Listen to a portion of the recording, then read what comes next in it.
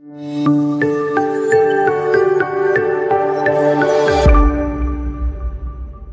inggih sambutan saking Ketua PWNU DIY pramila dhateng Bapak Dr.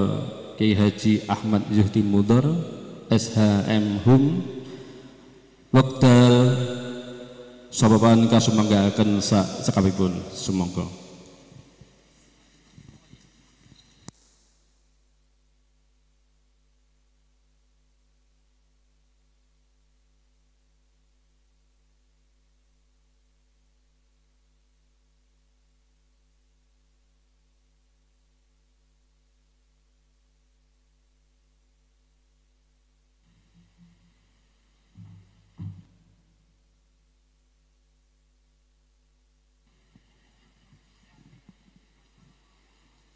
Assalamualaikum warahmatullahi wabarakatuh. Bismillahirrahmanirrahim. Alhamdulillahirabbil alamin. Wa bihi nasta'inu ala umurid dunya waddin. Wassalatu wassalamu ala khatamil anbiya'i wal mursalin. Sayyidina wa maulana Muhammadin wa ala alihi wa sahbihi ajma'in, amma ba'd. Hadratal muhtaramin, para kiai, alhamdulillah kathah ingkang rawuh, wabil khusus Rama Kiai Mas'ud Masduqi Rais Syuriah PWNU Daerah Istimewa Yogyakarta, dumateng sedaya kiai jajaran Syuriah PWNU lan ugi Rais Syuriah PCNU se Daerah Istimewa Yogyakarta lan ugi khusus malih dumateng Romo-romo mustasyar ingkang rawuh niki nggih lumayan kathah menika saking mustasyar ingkang rawuh bertabur guru besar enten Profesor Muhammad Maksum, Profesor Panut matur nuwun Prof, Profesor Sustiawan, Profesor Jagal matur nuwun Prof, Pak Harsoyo, matur nuwun Pak Kiai Harsoyo, Pak Kiai Khairul Fuad, lan tasih kathah ingkang boten saged kula sebat satu persatu.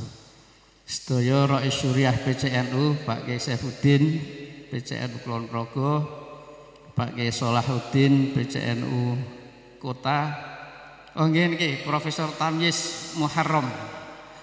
Ya ngapunten Pak, soalnya saat ini dereng Muharram dadi lali. Lajeng Pak Kiai Bardan saking Gunung Kidul ugi rawuh matur nuwun Pak Kiai. Pak Kiai Daman Huri saking Bantul rawuh, lan ingkang dereng ketinggal Pak Kiai Syakir ya. Mugi-mugi sehat saged rawuh wonten acara menika. Ini tadi saya dibisiki Pak Muhajir, Pak sambutannya yang panjang karena Pak Kiai Said Asrori baru sampai di Ndekso. Ndekso itu sebelah barat Ngudian nggih.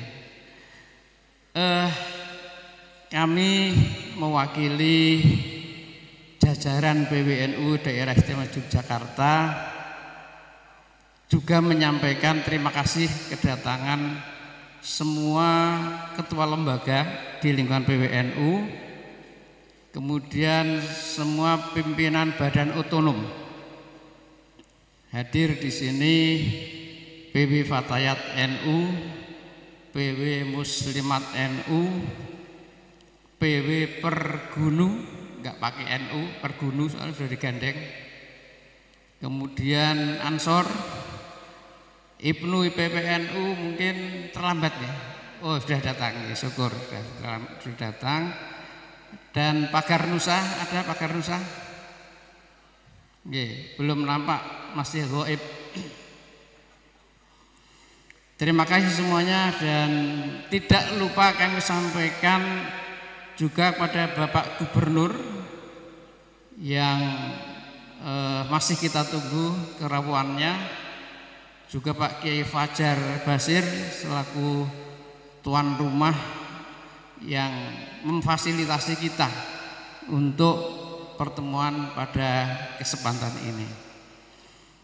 Kami sekali lagi dari PWNU mengucapkan terima kasih yang sebesar-besarnya kepada semuanya atas kerawannya terutama, dan meskipun sudah terlambat, kita sudah berada di luar bulan Syawal, PWNU menghaturkan selamat Hari Raya Idul Fitri 1445 Hijriah. Ja'alanallahu wa iyyakum minal aidin wal faizin wal maqbulin kullu amin wa antum bi khairin. Mohon maaf lahir dan batin. Nah, itu kata-kata baku itu. Jadi intinya kami juga mohon maaf dan mohon doa agar perjalanan PWNU sugeng rawuh Pak Kamto nggih, ingkang saking Pemda Prof mewakili Pak Gubernur. Mohon doa dari semua yang hadir agar perjalanan PWNU dan seluruh keluarga besar NU di DIY berjalan sesuai dengan harapan, membawa kebaikan dan kemajuan baik untuk kita sendiri maupun untuk bangsa dan negara. Halal bihalal berarti salah satu pihak minta dihalalkan. Mungkin merasa salah, mungkin merasa melakukan sesuatu yang tidak tepat. Kemudian pihak yang diminta halal menghalalkan atau memberikan maaf. Itu lalu disebut dengan halal bihalal. Kalau yang satu minta halal, minta dimaafkan, yang satu tidak mau menghalalkan atau memaafkan, itu namanya halal bil haram. Nah, yang kita maksudkan, kita harapkan di sini adalah saling minta maaf dan memaafkan. Karena saling minta maaf, saling merasa salah, ini merupakan modal bagi ketentraman masyarakat. Berbeda kalau semuanya merasa benar. Halal bihalal ini semuanya merasa salah, meskipun tidak pernah serawung. Belum sudah minta maaf. Ini kan lucu bin aneh, tapi itulah yang terbaik, karena dengan demikian orang merasa dirinya tidak paling benar. Yang bisa menciptakan ketentraman adalah kita sama-sama mencari kebenaran, bukan mencari pembenaran. Dalam halal bihalal terkandung kita bersama-sama mencari kebenaran, bukan pembenaran.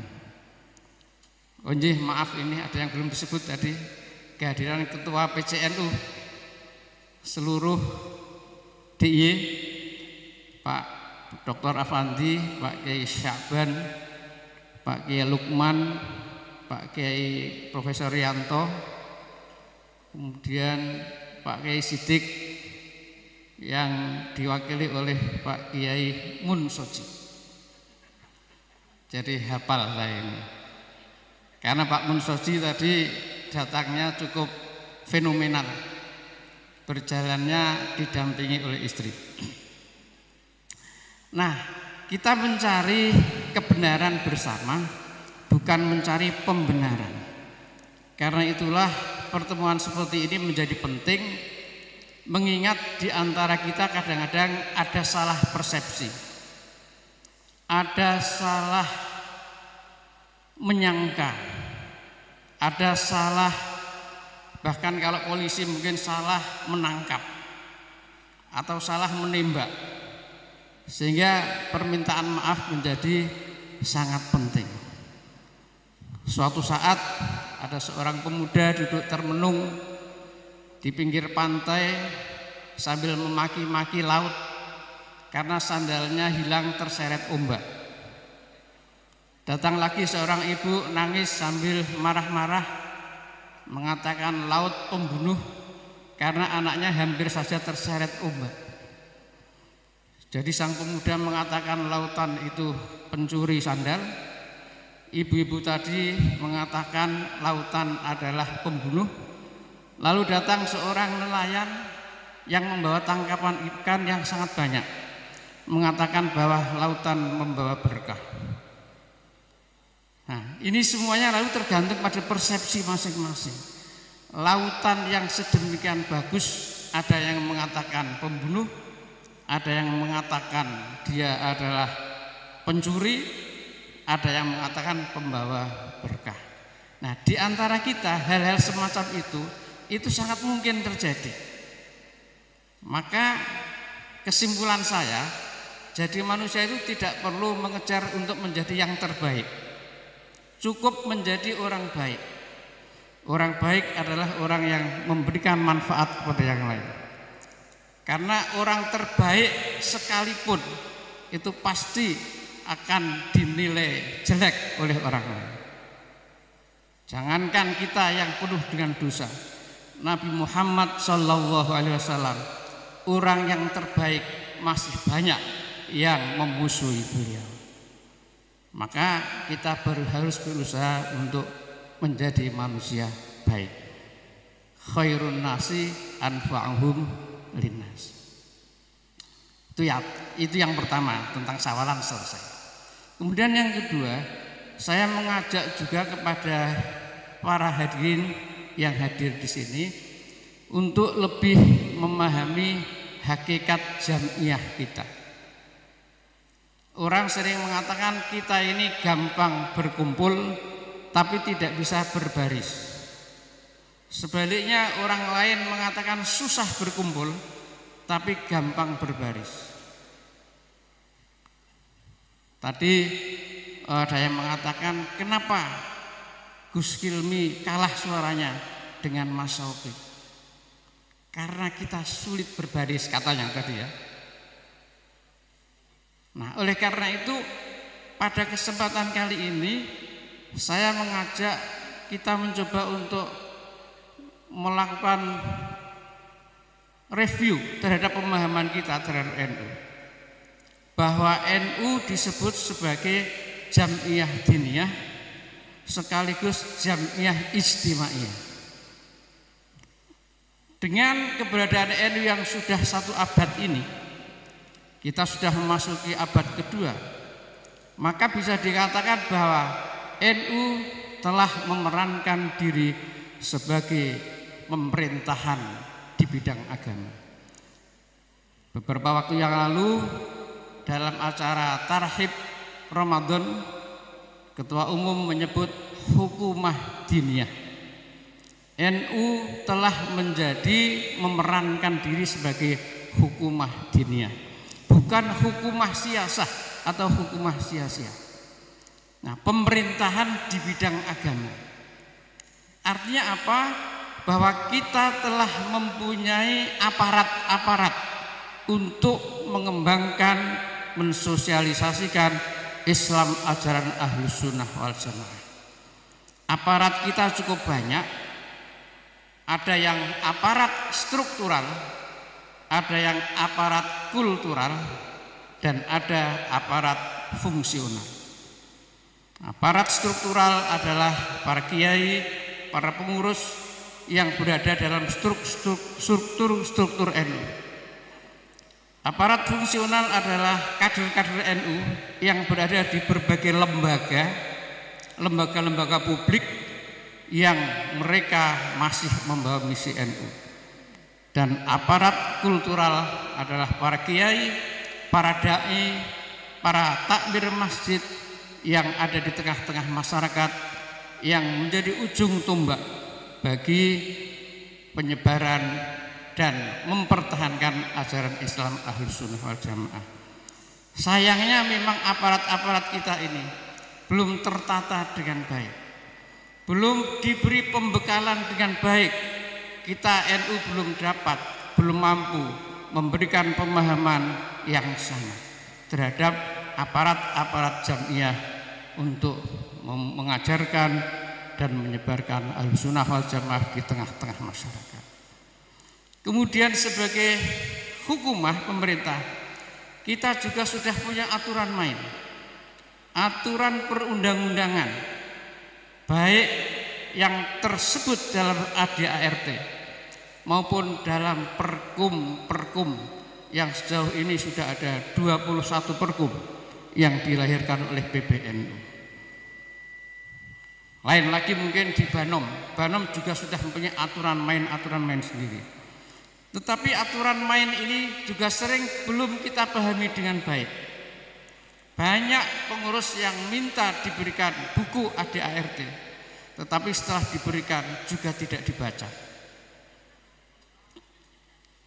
Banyak yang minta buku perkum, tapi setelah diberikan perkum tidak dibaca. Padahal itu aturan main bagaimana kita menjalankan hukumah organisasi ini, pemerintahan agama ini dengan sebaik-baiknya.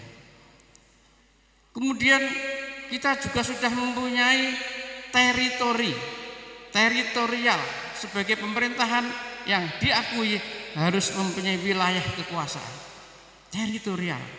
Teritori kita berada pada wilayah syariah. Kalau sudah mencakup masalah hakikat, organisasi Jamiah NU nampaknya tidak ikut berbicara apa-apa. Dalam kesempatan Rakornas Lesbumi beberapa hari yang lalu, Ketum menegaskan bahwa kita tidak akan masuk pada wilayah hakikat seseorang. Tetapi ketika dari segi syariat dipandang sudah bertentangan, menyimpang dari syariat, maka NU harus bertindak. Makanya beberapa waktu yang lalu PWNU dan PCNU Gunung Kidul turun tangan untuk menegakkan syariat Islam setelah melihat adanya beberapa hal yang berpotensi atau bahkan telah melakukan penyimpangan. Nah, itu wilayah teritori kita. Jadi harus ada aparat, aturan main, dan wilayah yang harus dipahami. Lalu yang keempat, syarat dari hukumah atau pemerintahan adalah harus memiliki rakyat. Apa artinya kita punya aturan main, punya teritori, kita punya aparat, tapi kalau tidak punya warga yang harus dibina, insya Allah warga NU cukup banyak. Tanpa harus membanggakan hasil survei terakhir dari LSI dan teman-teman, pada tahun 2023 warga NU di Tenggarai berjumlah 56,9%. Pada tahun 2005 warga NU masih berjumlah 27%. Tetapi 2023 meningkat tajam menjadi hampir 57%. Artinya separuh dari umat Islam Indonesia itu adalah mereka yang mengaku sebagai orang NU. Luar biasa perkembangan. Tetapi sayangnya orang lain lalu menilai NU hanya kuat pada jamaah, tapi masih lemah pada sisi jamiah. NU kuat pada segi kuantitas, tapi di lembaga-lembaga yang dimiliki NU masih sangat lemah. Nah, inilah saya kira PR kita terbesar sekarang. Bagaimana menjamiahkan jamaah, menjadikan jamiah ini hadir kepada jamaah kita, bahwa NU ikut melindungi, NU ikut mengatasi, memberikan solusi dan hadir dalam berbagai aktivitas dan problem-problem yang dihadapi oleh masyarakat. Karena itu kepada semua pengurus saya ingatkan kebijakan PBNU sekarang dalam rangka menegakkan disiplin organisasi. Disiplin organisasi ini diharapkan akan menciptakan budaya baru di lingkungan NU dalam mengelola NU. NU jangan hanya dijadikan sebagai samben. Saya pernah mendengar ucapan rapat seorang pengurus mengatakan, alhamdulillah Pak, saya malam ini bisa hadir karena tidak ada barengan.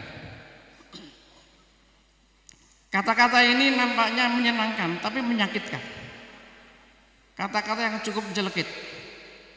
Karena menempatkan NU sebagai istri keempat atau kelima, bukan ditempatkan sebagai istri pertama. Dia hanya hadir kalau tidak ada barengan. Kalau ada barengan, jangan harap dia akan hadir dalam rapat. Sangat menyedihkan. Dan kalau toh dia tidak datang di rapat, tidak bertanya apa keputusannya, apa tugas saya, nggak ada yang bertanya seperti itu, Pak.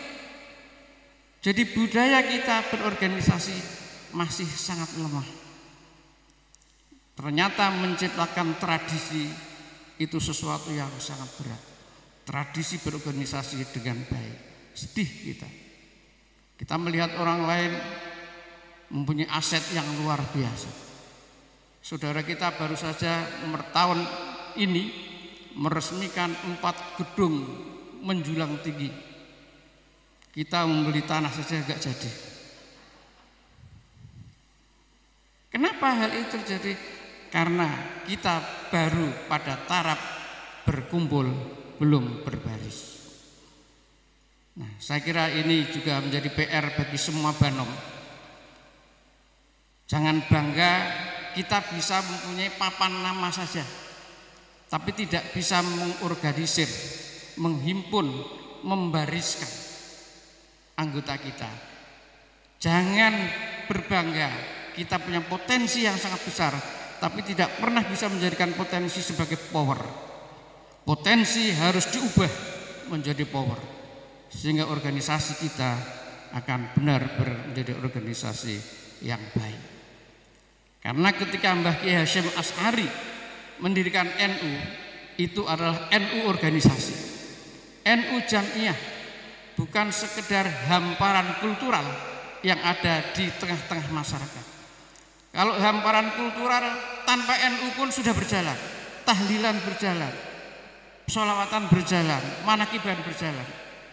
Tetapi setelah NU dideklarasikan, itu berarti NU organisasi. Karena organisasi kita terikat dengan asas-asas organisasi. Harus ada planning, harus ada actuating, harus ada controlling, harus ada munaf dan sebagainya. Itu ciri khas dari sebuah organisasi. Nah, kalau itu nggak pernah kita lakukan, kita hanya bangga nitip nama sebagai pengurus, Masya Allah, itu bertentangan dengan baiat kita. Karena kita sudah berbaiat untuk menempatkan organisasi ini di atas kepentingan pribadi atau yang lain. Nah, ini perlu kami ingatkan. Karena kita punya tanggung jawab, dan itu akan diminta pertanggungjawabannya nanti di akhirat. Jangan sampai kita hanya berjanji, berbaiat, tetapi tidak pernah melakukan apa-apa. Bapak Ibu sekalian, kayaknya ini curhat ya.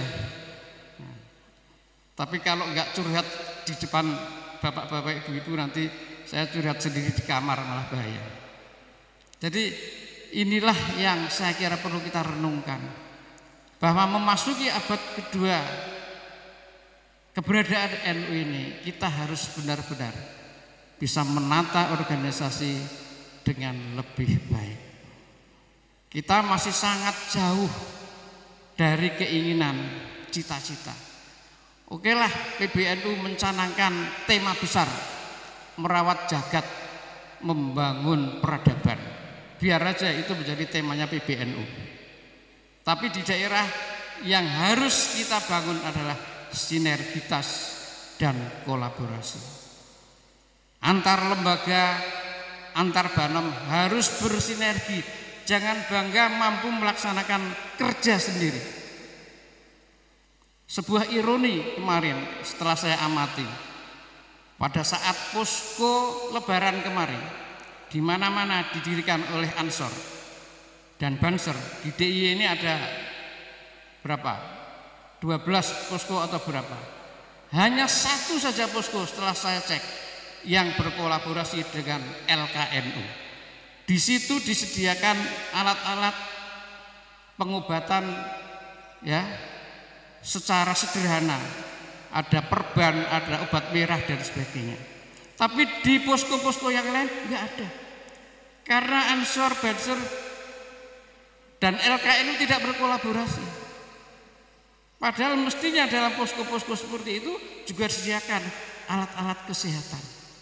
Kalau terjadi apa-apa terhadap masyarakat yang mudik lebaran, tentu posko itu bisa memberikan sesuatu yang bermanfaat. Tapi tidak, apa yang akan kita lakukan?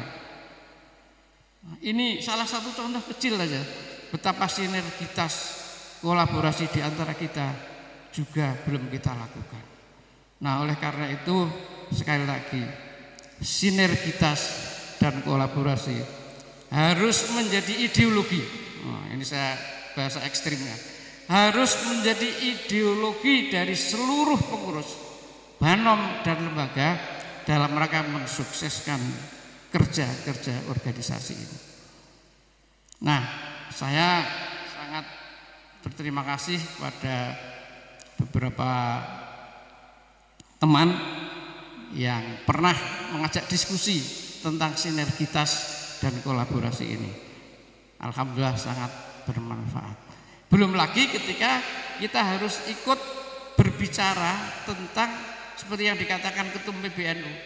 NU sebagai organisasi yang besar ini mau tidak mau juga harus berbicara tentang masa depan bangsa ini. Ini berkali-kali ditegaskan oleh Ketua Umum PBNU dan alhamdulillah sekarang kita punya Profesor Jagal.